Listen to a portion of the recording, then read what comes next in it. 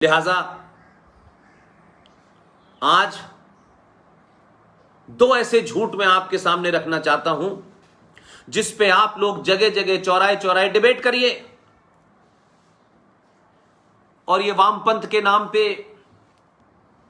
Secularism के नाम पे, लिबरल के नाम पर ये जो एकेडमिक माफिया है, ये जो एकेडमिक और इंटेलेक्चुअल टेररिस्ट हैं,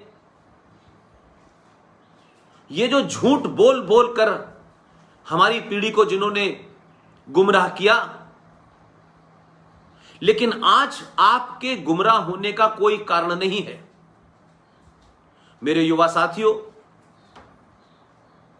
मैं मानता हूं कि आपके बुजुर्गों से, मेरे बुजुर्गों से, मुझसे भी वो गलतियां हुई होंगी या उन गलतियों को बर्दाश्त किया होगा हमने, या हमारे पास वो खबरें नहीं थी, वो इंफॉर्मेशन नहीं थी, वो तथ्य नहीं थे, वो किताबें नहीं थी, और थी तो हमारी शायद आर्थिक इतनी बड़ी शक्ति नहीं थी कि हम उतनी किताबें महंगी खरीद के पढ़ते उस दौर में। लेकिन आज किताबें भी मौजूद हैं, पीडीएफ फाइल में भी मौजूद हैं,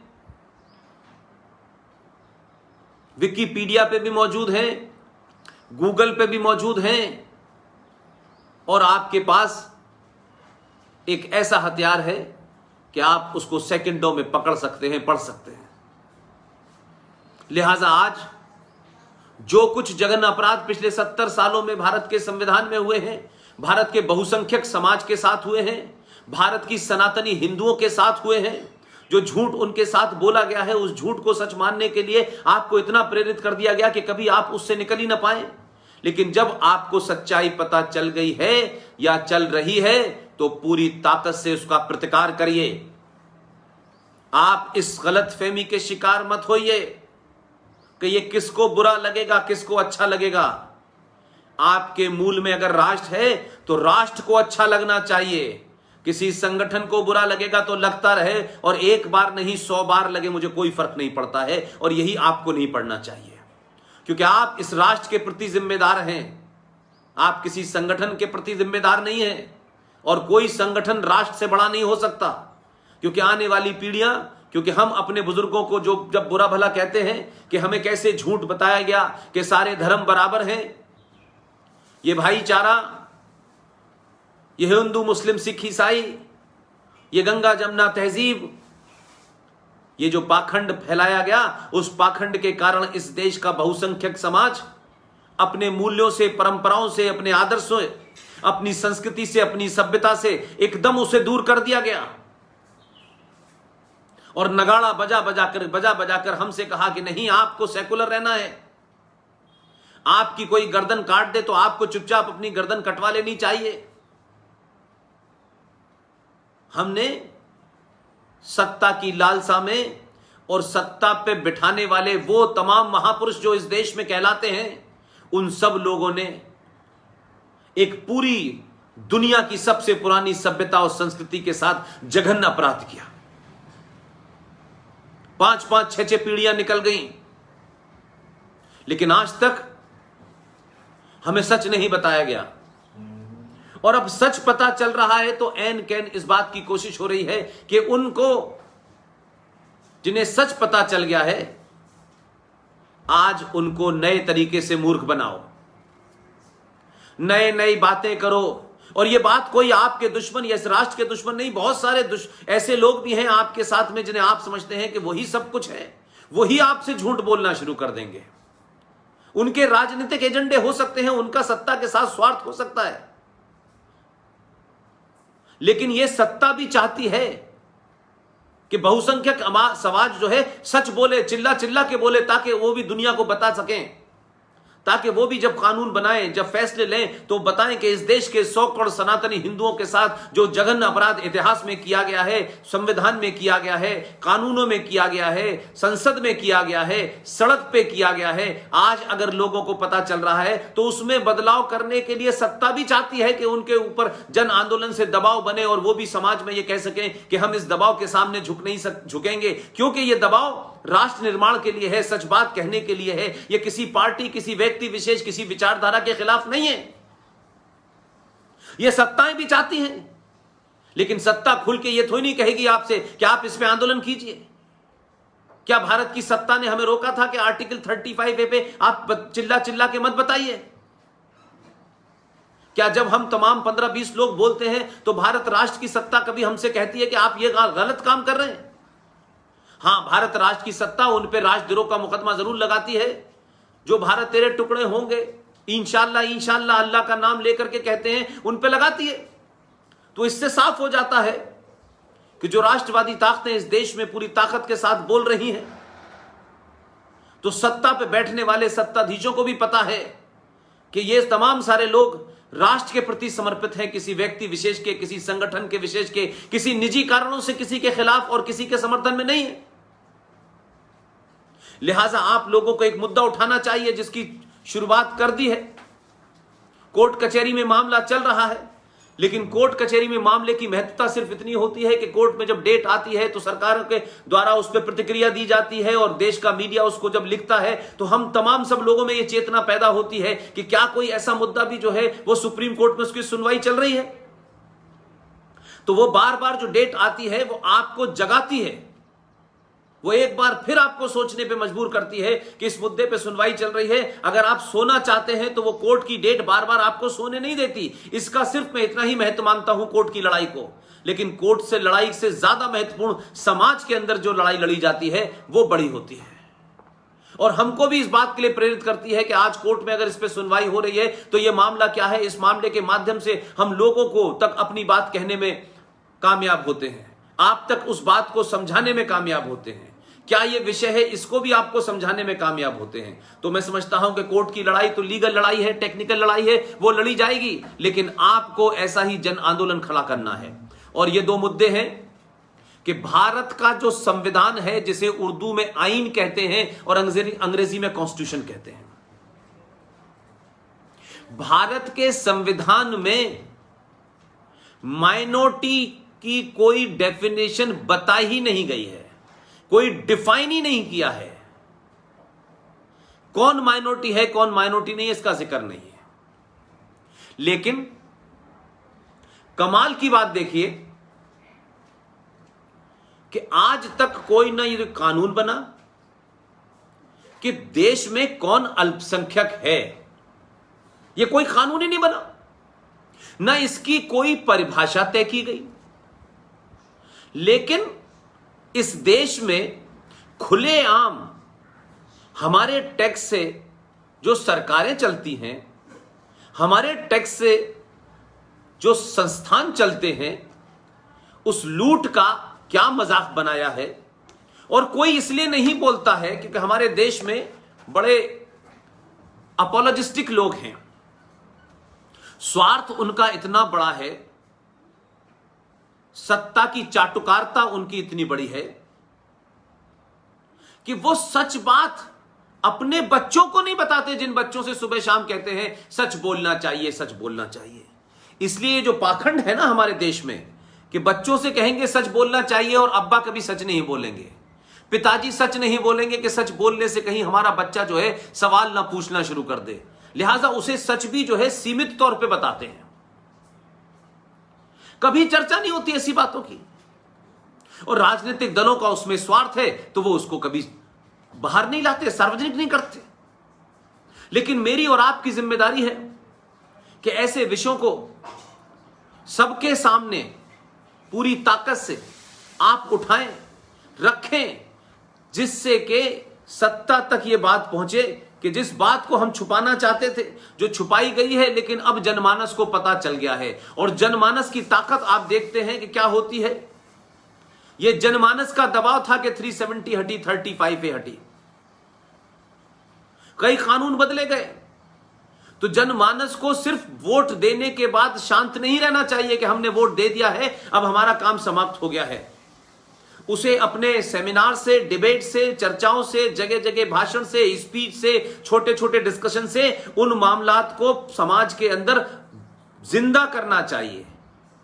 उन मुद्दों की लौ को तेज रखना चाहिए ताकि सबको नजर आए कि आखिर मसला क्या है भाई।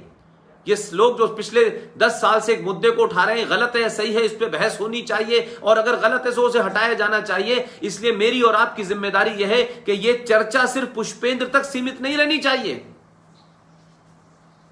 आज के बाद बारडोली के तमाम वो छात्र जो इस स्वाभिमान ग्रुप से जुड़े हुए हैं, लाखों की तादाद में आप पहुंचे, पर्चे बांटें, लिख के बताएं, 10-10 लोगों को मिलकर बताएं कि भारत के संविधान में माइनॉरिटी नाम की किसी चीज की कोई ना परिभाषा है, ना इसका कहीं जिक्र है। लेकिन कमाल की बात देखिए, भारत में एक अल्पसंख्यक आयोग है। इस अल्पसंख्यक आयोग का करोड़ों का बजट है, करोड़ों का बजट है। इसे न भारत के संविधान से न भारत की संसद से कोई ताकत नहीं है। एक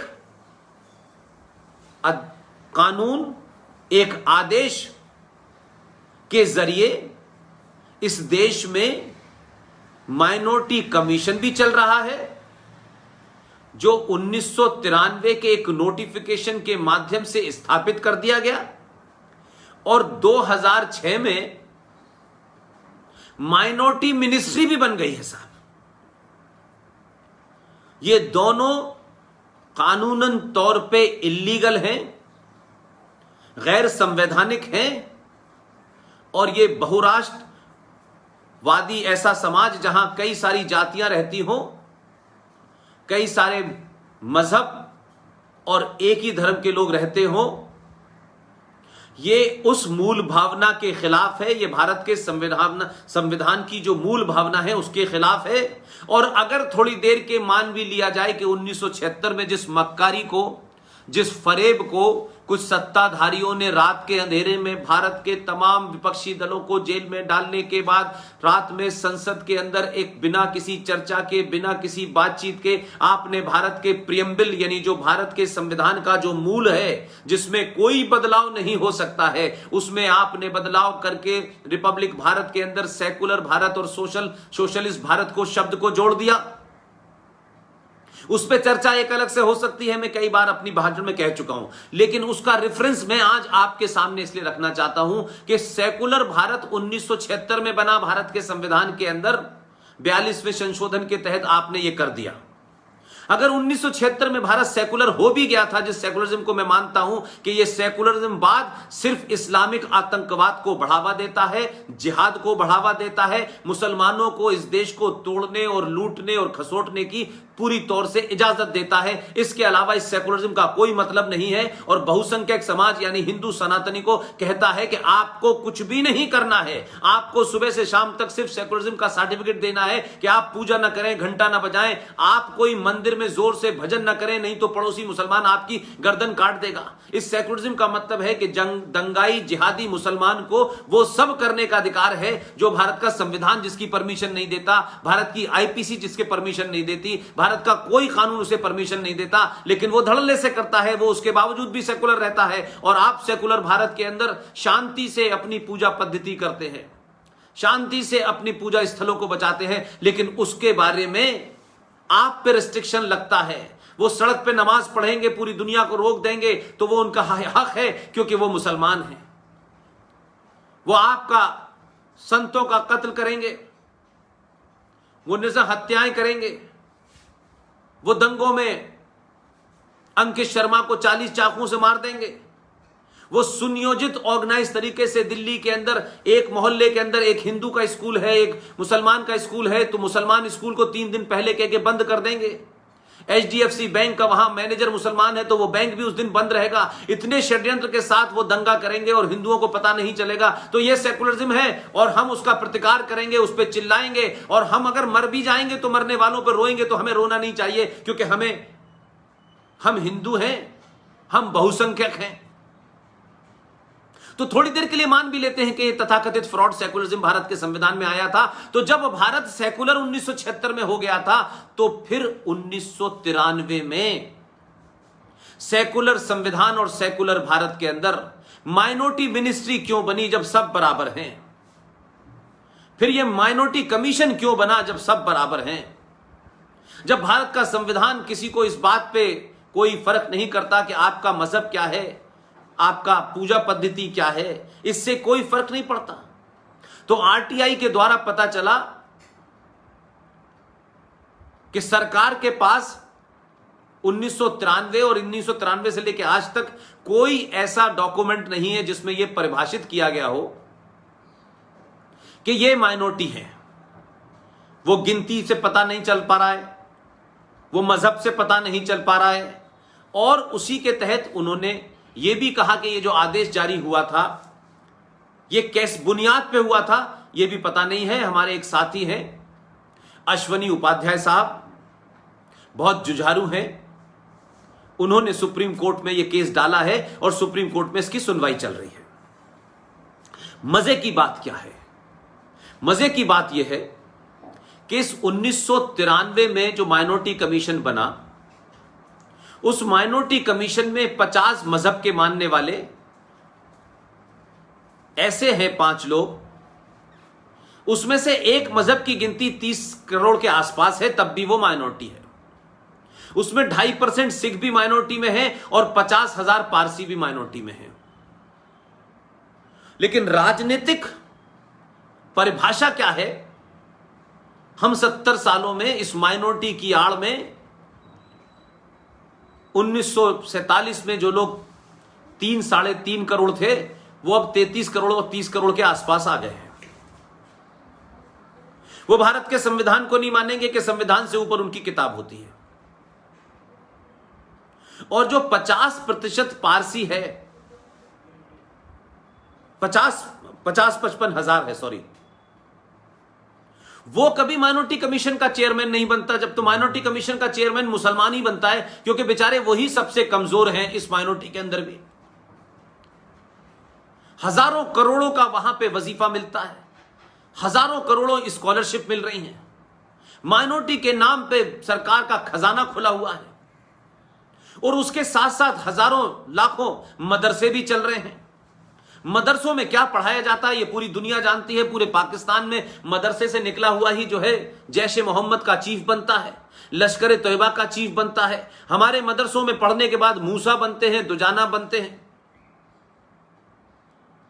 तो हम मदरसों को भी मदद करेंगे, हम माइनॉरिटी कमीशन से भी हमारा और आपके पैसे से जो बजट पे हम देते हैं वो भी चलेगा।